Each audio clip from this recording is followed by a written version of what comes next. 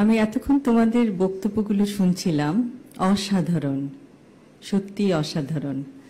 তোমাদের মেধা, তোমাদের অধ্যবসায় এবং সর্বোপরি তোমাদের কনফিডেন্স আমাদেরকে মুগ্ধ করেছে।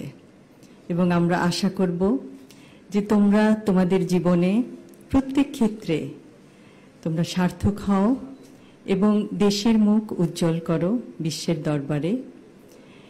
এবং বিজ্ঞানের প্রতি তোমাদের যেই মমত্ববোধ আমরা দেখতে পাচ্ছি, ভবিষ্যতে আমরা আশা করব তোমরা বিজ্ঞানের জগতে উদ্ভাবন করে পৃথিবীর সমগ্র মানুষের জন্য কিছু করবে এবং ইনশাআল্লাহ আমাদের সবার সহযোগিতা পাবে।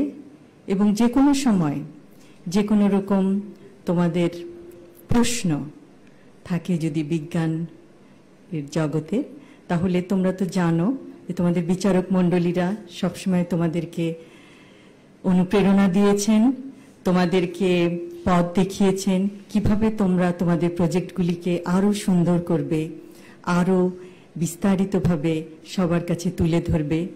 যে কোনো সময় তাদের কাছে যেতে পারো তোমাদের প্রশ্ন নিয়ে। বিজ্ঞান চর্চার কোনো শেষ নাই, কিন্তু বিজ্ঞান চর্চার মাধ্যমে পৃথিবীকে অনেক কিছু দেওয়ার আছে এবং আমার বিশ্বাস তোমরা তা পারবে। এবং আবারও জিয়াউর রহমান ফাউন্ডেশনের সকল সদস্যকে আমার আন্তরিক ধন্যবাদ জানাই এই পুরস্কার বিতরণী অনুষ্ঠানটি অত্যন্ত নিখুঁতভাবে পরিচালনা করার জন্য এবং এত বছর ধরে, প্রায় ২৬ বছর ধরে বাংলাদেশের এবং কিছু কিছু ক্ষেত্রে বিদেশের আপামর জনতার পাশে দাঁড়ানোর জন্য।